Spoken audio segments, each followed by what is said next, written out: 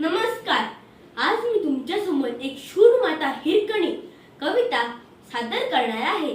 त्या कवितेचे कवी आहेत विनायक. गोपणारी हिरकणी गळा गेली, दूध घालाया परत झणी निघाली.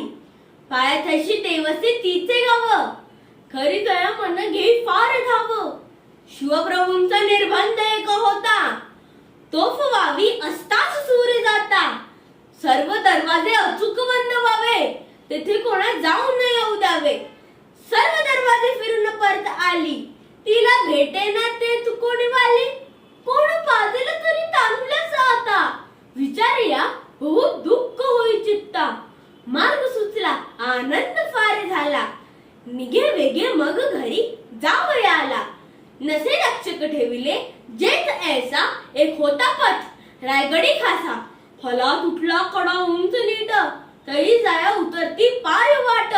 पाय चुकता नेमका मृत्यू येई, परी माता ती तिथूनच जाई.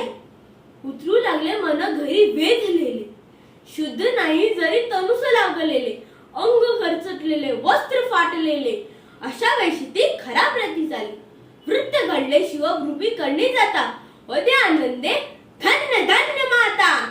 कड्यावरती त्या बुरुज बांधियेला, नाव दिले हिरकणी बुरुज त्याला. धन्यवाद.